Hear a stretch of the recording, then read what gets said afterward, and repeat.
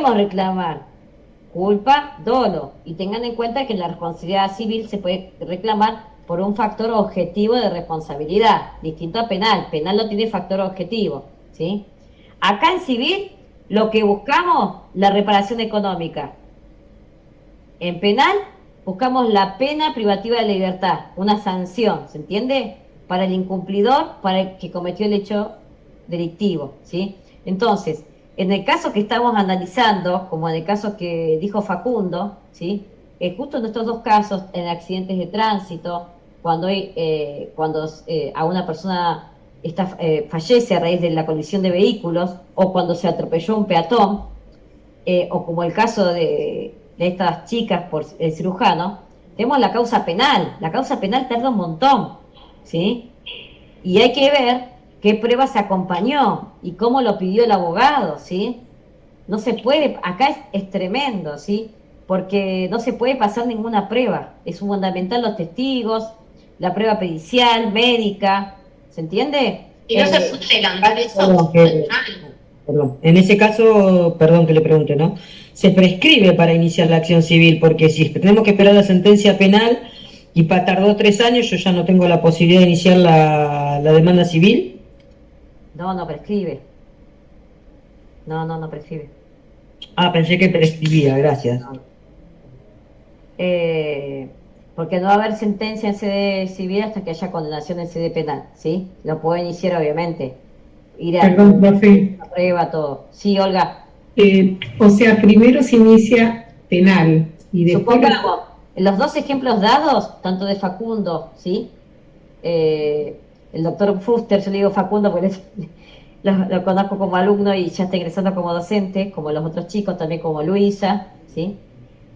Me gusta más doctor Facundo. Bueno, Facundo, ahí está. Pero, ustedes también, obviamente, invitados a ser ayudantes el día de mañana, por esta cadena de ayudantes docentes, es alumnos UBA. Tener presente que los dos ejemplos dados son dos casos típicos, ¿sí? De responsabilidad penal y responsabilidad civil. Evidentemente, cuando hay una persona con secuelas en la salud, ¿sí? O cuando hay una persona fallecida, ¿se entiende? En estos casos. Y bueno, la importancia en uno y otro caso es la importancia de la prueba, ¿sí? Porque yo a los jueces, sean penales, civiles, laborales, lo que sea, sacando de lado esto, tengo que demostrarle los daños que yo estoy reclamando, ¿sí? Entonces, ¿con qué voy a probar eso que yo estoy diciendo? Ahí, ¿sí? Ahí lo dejo a Facundo que quiere agregar algo. Bueno, antes que nada, digamos, en la ciudad de Buenos Aires, para todos los conductores y las conductoras de vehículos, acá hay una cuestión subsiguiente. Si bien el límite es de 0,50, lo cual si se supera, obviamente ya están en infracciones y en retención del vehículo, pero lo que tienen es una sanción administrativa, ¿sí? Del derecho administrativo de la ciudad de Buenos Aires de 0,50 hasta 1,50. Cuando se supera ese porcentaje de 1,50 en adelante, ya ustedes están cometiendo un delito penal, con lo cual los va a citar la fiscalía, van a tener que probablemente arreglar en un proceso de suspensión de juicio a prueba, es decir, una probation, con lo cual cuando salgan a manejar y si se llegaran a exceder, traten de que no esté por encima del 1,50. En realidad traten que no se excedan del límite permitido. Pero en ese caso, si aún superando el test de alcoholemia, el 1,50, ya están pasando una instancia penal por fuera de lo administrativo. ¿Lo tuvieron presente los que manejan? Sí. Sí. Y mejor, la verdad, como consejo, cuando salen a un cumpleaños, una fiesta, o tal vez no tomar y tomen un Uber, qué sé yo. O tomen el colectivo, o tomen el subte, ¿sí? Porque no alcohol, ¿se entiende? Las consecuencias son muy tristes, es muy triste. Y esto sucede a menudo, ¿sí? Lo mismo, hay un caso que pasó en la provincia de Buenos Aires, ¿sí? Que un médico llegó drogado, ¿sí? Y iba a operar a la madre, ¿sí? Como consecuencia murió la mamá de los chicos que en el medio de la pelea de los hijos con el médico, porque llegó sacado, estaba drogado, ¿se entiende? La paciente murió, falleció. Y así hay un montón de casos de mala praxis o conductas no debidas, ¿sí? No queridas, en el manejo como en el arte o profesión, ¿se entiende? Entonces, eso que trae consecuencias disvaliosas, como son los perjuicios, tanto a la familia, a la persona que falleció, que no puede reclamar, y están las personas, ¿no? El viudo, viuda, los hijos, la conviviente en su caso, ¿sí? Para reclamar justicia, los papás, en el caso los hermanos. Hay miles de casos de esto. Y afortunadamente ustedes están estudiando para defender el día de mañana a aquellas personas que buscan justicia, ¿sí?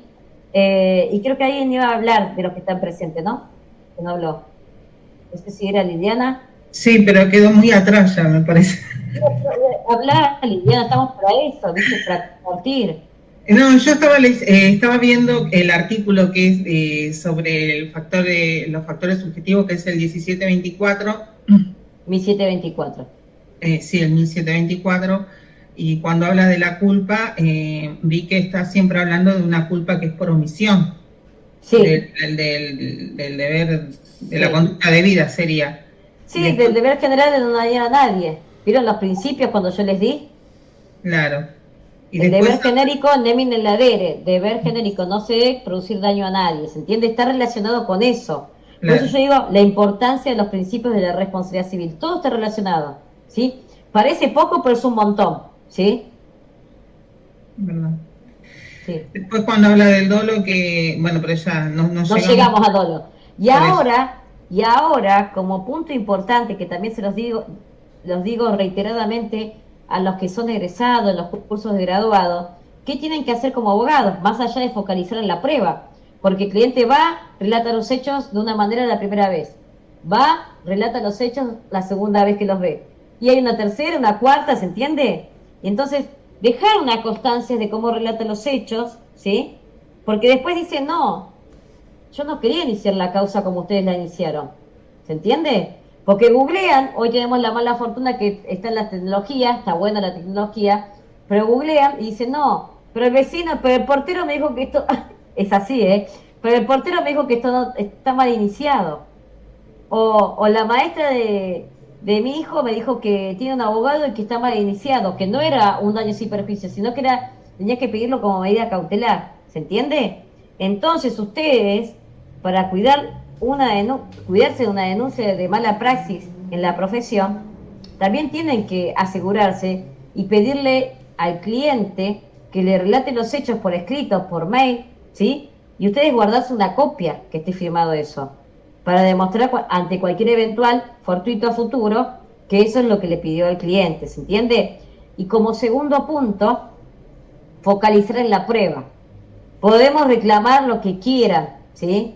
La gente puede reclamar todo, sí, puede reclamar todo lo que quieran, pero siempre con pruebas, ¿sí? Si reclamo daño moratorio, tengo que demostrar cuántos días de mora hubo y por qué, ¿se entiende? Si reclamo daño moral, pero ¿por qué reclamo daño moral? ¿Sí? Si reclamo daño psicológico, y bueno, evidentemente voy a acompañar un informe del psicólogo de mi paciente, porque dejó de ser la misma cuando iba arriba de colectivo que cuando fue atropellada luego de bajar de colectivo. ¿Se entiende? Hay un antes y un después de la vida de una persona. Entonces, ¿con qué pruebo cada daño que yo voy a reclamar? ¿Sí? El daño emergente, ¿sí? ¿Cómo pruebo el arreglo por la reparación de un automotor? ¿Sí? ¿Cómo pruebo el tema de la amputación de una pierna cuando estaba bien? Y con la historia clínica, ¿se entiende? Entonces, cada reclamo que yo haga, cada petición que yo haga dentro de la demanda, debo indicar con qué lo voy a probar. Ustedes, si tienen que hacer un borrador, ¿con qué lo voy a probar? ¿Por testigos? ¿Por pericial médica? ¿Por pericial mecánica? ¿Se entiende lo que quiero decir? Y como último punto, ¿sí? En la conducta, cuando hablamos de una subjetividad, es decir, la imputación subjetiva de la conducta, ya sea por culpa o por dolo, hacer la praxis dentro de la demanda, ¿sí? Más allá de aplicar los principios de la responsabilidad civil, recuerden que yo les dije buena fe, nemin el ladere, todo eso, para fundar, y demostrarle al juez la conducta que llevó a cabo el médico, el conductor, ¿sí? Con la conducta debida. la conducta realizada con la conducta debida, ¿sí? De acuerdo al protocolo. Yo le tengo que demostrar al juez esa praxis jurídica. El sujeto A que iba conduciendo llevó a cabo esta conducta el día tal, tal y tal. Tenía tanto de alcoholemia, iba a tanta velocidad, iba en zigzag, etcétera, ¿sí? Esa es la conducta que realizó el sujeto A. De acuerdo a la legislación vigente, el sujeto debería haber ido a tanta velocidad, no debería tener alcohol, ¿se entiende? Eso es lo que le tengo que demostrar al juez. Lo mismo al médico. El médico cirujano, el día tal, no hizo los estudios clínicos. La tuvo 4 horas. Después la dejó en el pasillo sin respirador. La conducta debida hubiera sido que haga los análisis clínicos previos, que le haga el control debido y que tenga un respirador luego de la operación quirúrgica. Hay médicos cirujanos que salen en tele y por ir a jugar un partido de golf dejaron a la paciente en el quirófano. Como la enfermera no llegaba, no le pusieron de respirador y quedó en coma. A los días, obviamente, lo desconectó de la familia. Díganme si no hay responsabilidad de eso. Se fueron a jugar un partido. Lo mismo que las operaciones múltiples. Las operaciones múltiples... Profe. Sí, Paola. Sí, lo que pasa es que muchos cirujanos operan en centros médicos que no tienen terapia intensiva y no tienen nada para reanimar también. En departamentos operan, en pasillos. Tienen que ver dónde se meten también, ¿sí? Y las operaciones múltiples, que es cuando quieren hacerse la boca, todo junto, ¿sí? Por el pecho tanto, ¿sí? Pero si vos querés hacerte la lipo, te hago un descuento del 40%. Y si a la lipo le agregaste el glúteo, te hago un 20% menos. Entonces las 3 operaciones te salen tanto. ¿Me siguen? Y encima le sumamos la de la nariz o lo que sea, ¿no? Y eso ya está demostrado médicamente, que es tanta la pérdida de sangre de la persona, tantas horas de operación, que muchas veces el paciente se muere por un paro cardiorrespiratorio. No logra el cuerpo superar tanto dolor, ¿sí? Está demostrado médicamente. Pero bueno, eso se lo tienen que demostrar no a mí. El día de mañana lo tienen que demostrar a través de las pruebas, ¿sí? Y siempre que se trate de un profesional, sea médico, abogado, especialista, por ejemplo, un gasista, ¿sí? Plomero, algún especialista en algún tema u oficio, siempre ver el código deontológico. Es el código de ética de cada profesión. Siempre tener presente, porque el código de cada profesión te dice qué pautas tenés que tener y qué premisas tenés que tener de acuerdo a cada situación. ¿Se entiende? Por ejemplo, ¿no? Nieto está Facundo y no sé si está alguno de los otros chicos, ¿sí? Creo que estaba, no sé si está Lucas o Luisa, perdón, siempre me equivoco el nombre. En muchos casos, ¿sí? Acá los abogados no apelan. Y el código de ética del abogado dice que hay que apelar. Sí o sí. Es obligación del abogado recurrir ante la justicia cuando esté o no de acuerdo, tengo que apelar igual. ¿Sí? La sentencia. Siempre. Porque la Cámara, supongamos la segunda instancia, te quiere dejar o modificar la sentencia y vos no apelaste.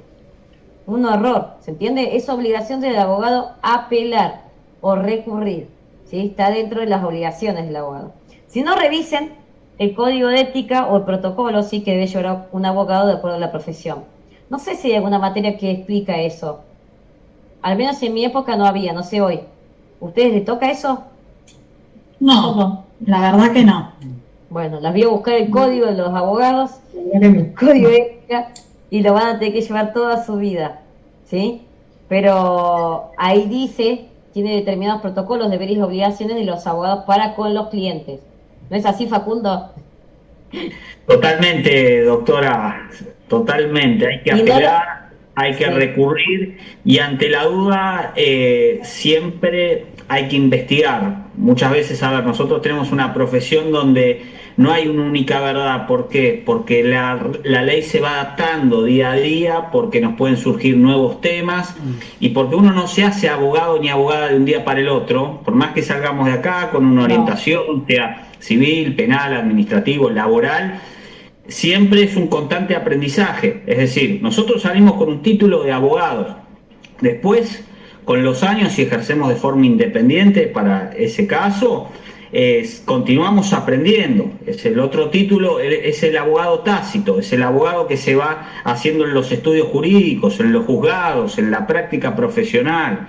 Y muchas veces incluso un abogado puede llegar a recurrir a negligencias como no apelar, no porque no lo haya querido hacer, sino por puro desconocimiento. Pero ¿qué pasa? Cuando alguien tiene una matrícula, puede hasta incluso ir hacia la Corte Suprema. Es decir, para el Colegio de Abogados o un tribunal de disciplina es lo mismo. Obviamente uno lo puede manifestar que es un abogado novel o que puede llegar a surgir algún grado de inexperiencia, pero el grado, digamos, de evaluación, digamos, de una causa ante algún grado de impericia de un profesional tiene el igual tratamiento.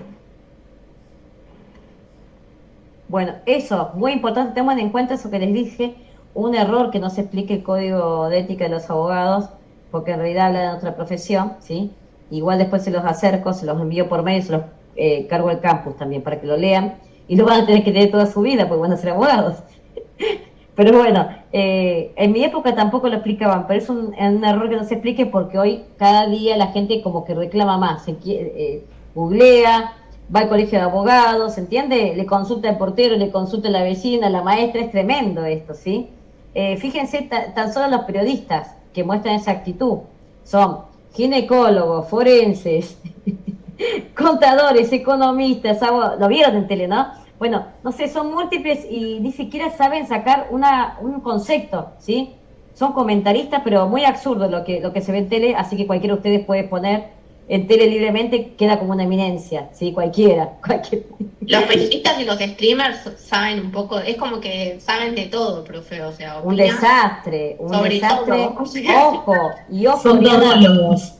Sí, ojo, Oriana y Soledad, que ahí tienen responsabilidades, como los youtubers, ¿sí?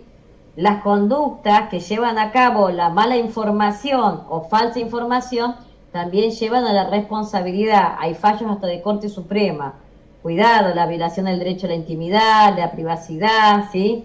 Y también desde el ámbito penal, ¿sí? Tanto civil como penal, cuidado con eso. La difusión de imágenes también no queridas, ¿no? Una mala información, no saben lo que la atrocidad que llega a causar dentro de una sociedad también, ¿no? Y el perjuicio hasta de una empresa. Pero bueno, hay muchas cuestiones para analizar. Y el dolo, a diferencia de la culpa, que yo les dije que no había intencionalidad en la culpa, el dolo consiste en la producción de un daño, pero en este caso el daño, el perjuicio que se produce en la persona, en las cosas o en la vida de relación de la persona, es de manera intencional, ¿sí? O como dice el código, con manifiesta indiferencia por los intereses ajenos. El dolo, en el dolo se actúa con malicia, con intención de dañar, y sin importar si causa daño o no, ¿sí? Quiero matar y mato, quiero estafar y estafo, quiero causarle un perjuicio y lo causo, quiero sacar un crédito, lo saco, me voy del país y voy a incumplir, ¿se entiende? Hay una intencionalidad de cometer un daño efectivamente. Y acá, en cuanto a la culpa y el dolo, tener presente el tema de la valoración de la conducta. Valoración de la conducta del sujeto, ¿sí? El sujeto que llevó a cabo. Entonces, esta valoración de la conducta la va a hacer el juez, ¿sí? La va a realizar el juez de acuerdo a la prueba aportada, ¿sí? Y se establece la valoración de la conducta que cuanto sea el mayor deber de obrar con prudencia y pleno conocimiento de las cosas, mayor va a ser la diligencia que deba tomar exigible ese sujeto y que deba tomar, ¿se entiende? Entonces, no es lo mismo un juez valore la conducta de aquella persona que actuó con malicia que aquella persona que actuó con diligencia. Evidentemente la ponderación y la condenación o la sentencia va a ser distinta. ¿Me entienden? Sí. Y acá, Claro. pues, para valorar la conducta, ¿sí? No solo va a tomar la condición de la persona, la facultad intelectual, ¿sí? O los contratos, va a tener en cuenta un montón, la educación, la situación económica, ¿se entiende? La vida en relación, si tiene determinación de capacidad o no, ¿sí? Si tiene alguna dolencia en la salud. Es decir, va a ver la condición especial de la gente en particular que cometió el acto que perjudicó o causó daño, ¿sí? No es lo mismo que, a ver, ¿habrá intencionalidad en un acto de una persona demente? Es el término que se usaba, ¿sí? O con un tipo de discapacidad que está en una casa quinta un fin de semana y empieza a jugar con un machete y empieza a correr a todos. Entonces, hay que analizar, ¿se entiende? Evidentemente corría esa persona con el machete, ¿sí? Y le cortó el brazo a alguien, ¿sí? Pero a ver, ¿se trata de un acto voluntario o un acto involuntario? Hay dolo, hay culpa, ¿se entiende? El juez tiene que analizar la situación en particular y hoy tener presente que también por razones de equidad, porque también hay un error, en Vélez existía, y en el Código actual también, por razones de equidad, se responde por actos involuntarios. Así que a copiar, ¿sí? Porque uno dice, bueno, fue un acto involuntario. No, hoy por razones de equidad se responde por actos involuntarios, ¿sí?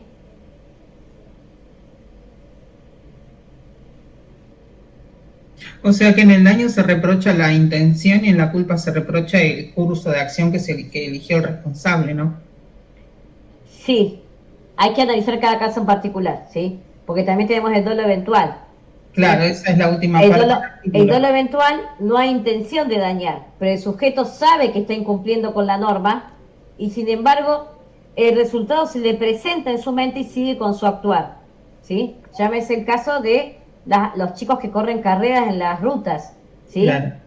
Entonces, el daño se les representa cuando van a la alta velocidad, que en algún momento se les puede cruzar a alguien, pero siguen con su actuar. Por eso se llama dolo eventual. O en su caso, algunos autores lo toman como culpa con representación. ¿Se entiende? Uh-huh. Pero hay que ver, ahí voy, hay que ver acá un punto importante, y Facundo me va a dar la razón, que cuando vamos a sede penal podemos reclamar por dolo. Pero el tema es que si hay una sentencia condenatoria por una conducta dolosa, en sede civil la compañía aseguradora no me va a pagar porque la compañía aseguradora solamente paga por culpa. Exactamente, hay que hacer mucho cuidado, sobre todo cuando hay un accidente de tránsito y estamos enojados con quien nos embiste o con quien nos choca, de qué es lo que vamos a hacer en sede penal y si es necesario ir a sede penal.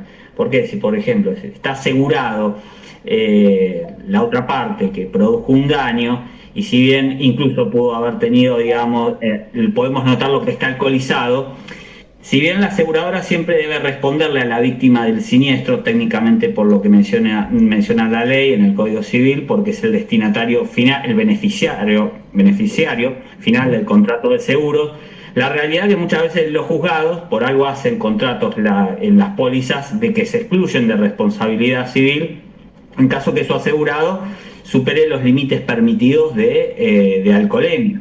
Por ende, si por ejemplo tenemos un expediente penal y todavía no llegó a juicio civil, es decir, que no iniciamos la demanda por daños y perjuicios, y tenemos un abogado penalista que entra al expediente y se fija que figura dicho test, luego hay que evaluar si conviene o no ir a sede civil teniendo en consideración cuál podría llegar a ser el ofrecimiento de la aseguradora en etapa de mediación prejudicial. Tengamos en cuenta otra cuestión, en mediación prejudicial es un proceso que es confidencial, con lo cual la aseguradora técnicamente no podría entrar al expediente penal como parte interesada.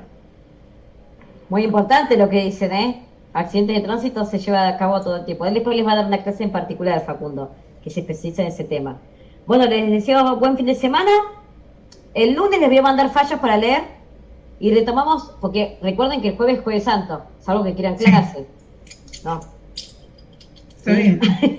El Jueves Santo, ¿sí? Y retomamos el otro lunes. Queremos tener clase. Vamos bien con el tiempo. Yo ya le estoy en condiciones de tomar el examen hasta acá, cuando quiera, si tienen apuro, ansiedad. ¿Vieron ansiedad? Ah, un recontra fin de largo lindo, sí, este y el otro, doble si los doy. Felices Pascua, sí, adelantar. Paralelo. Así que nos reencontramos el otro lunes, ¿sí? Yo le quería preguntar algo a... No, puede ser. Gracias, buenas noches. Igual Sandra, después Facundo va a dar una clase particular especializada en accidentes de tránsito, ¿sí? Ah, buenísimo. Ah, bueno. Sí, especial. Porque tuve un siniestro en el mes de diciembre y todavía no me pagaron una parte del siniestro, por eso le quería consultar. Bueno, consultarle de manera si él privada, si querés, sí. Escribime, sí. Escribile, sí. Eso, quería autorizar eso. ¿Está en el mail en algún lado, tus WhatsApp?